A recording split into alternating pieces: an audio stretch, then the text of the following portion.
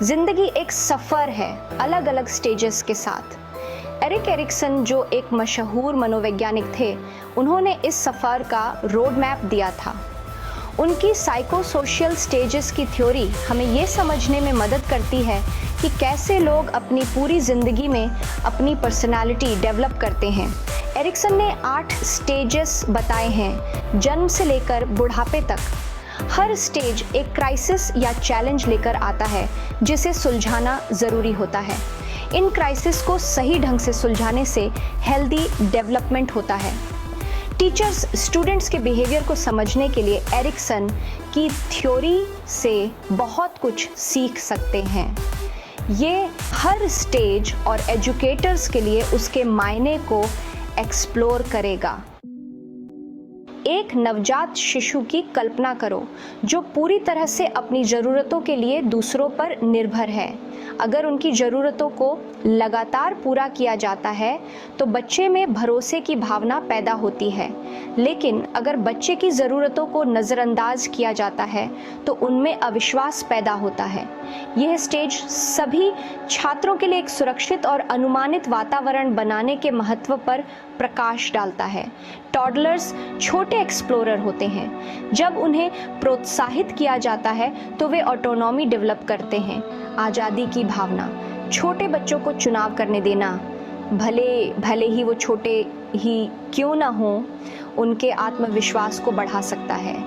यथार्थवादी उम्मीदें स्थापित करना और उनके प्रयासों की प्रशंसा करना महत्वपूर्ण है। लगातार आलोचना करने से उनकी क्षमताओं पर शर्म और संदेह पैदा हो सकता है। प्रीस्कूलर्स कल्पना से भरपूर होते हैं। यह वह चरण है जहां वे फैल की भावना विकसित करते हैं। उनकी रचनात्मकता को प्रोत्साहित करने से पहल को बढ़ावा मिलता है। ऐसी कक्षा बनाना जहां सवालों का स्वागत हो और अन्वेषण को प्रोत्साहित किया जाए महत्वपूर्ण है।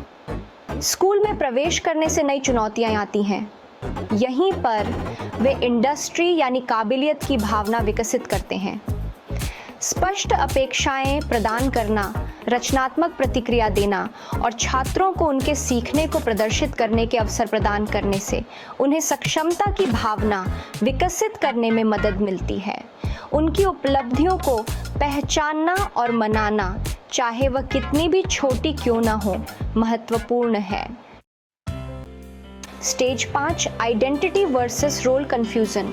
12 से 18 साल की उम्र तक किशोरावस्था आत्म खोज का समय होती है। किशोर ये जानने की कोशिश कर रहे होते हैं कि वे कौन हैं, उनका क्या मानना है और वे कहाँ फिट होते हैं। सहायक वातावरण जो आत्म अन्वेषण को प्रोत्साहित करते हैं, उन्हें स्वयं की एक मजबूत भावना विकसित करने में मदद करते हैं। शिक्षकों के लिए एक ऐसा स्थान बनाना जहां किशोर बिना किसी निर्णय के खुद को व्यक्त करने में सुरक्षित महसूस करें, महत्वपूर्ण है। Stage 6 intimacy versus isolation. 19 से 40 साल की उम्र तक युवा वयस्क उम्मीद है कि अपनी पहचान स्थापित कर चुके हैं, अब दूसरों के साथ घनिष्ठ सार्थक संबंध बनाने के लिए तैयार हैं।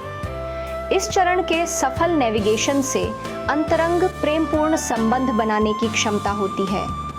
शिक्षकों के लिए एक सहायक और समावेशी सीखने का माहौल बनाना, जहां छात्र अपने साथियों से जुड़ाव महसूस करें और अपने शिक्षकों द्वारा मूल्यवान महसूस करें, सकारात्मक प्रभाव डाल सकते हैं।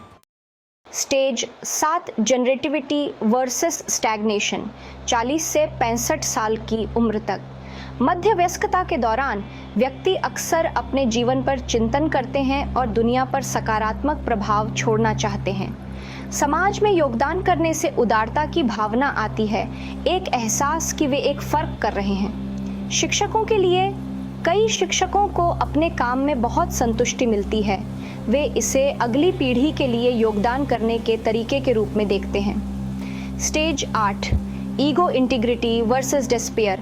65 साल की उम्र से मृत्यु तक जैसे जैसे व्यक्ति अपने बाद के वर्षों में प्रवेश करते हैं, वे अपने जीवन पर चिंतन करते हैं, अपनी उपलब्धियों और असफलताओं को देखते हैं। जो लोग अपने जीवन की यात्रा की पूर्णता और स्वीकृति की भावना महसूस करते हैं, वे अहंकार, अखंडता प्राप्त करते हैं। शिक्षकों के लिए सेवानिवृत्त शिक्षकों के लिए अपने अनुभवों और ज्ञान को युवा पीढ़ियों के साथ साझा करना बहुत संतुष्टिदायक हो सकता है। अगर आपको मेरा वीडियो पसंद आया हो तो कृपया लाइक करें, कमेंट करें, शेयर करें और मेरे चैनल को सब्सक्राइब करें। धन्यवाद। अगली बार तक अपना ख्याल रखना और मुस्कुराते रहना।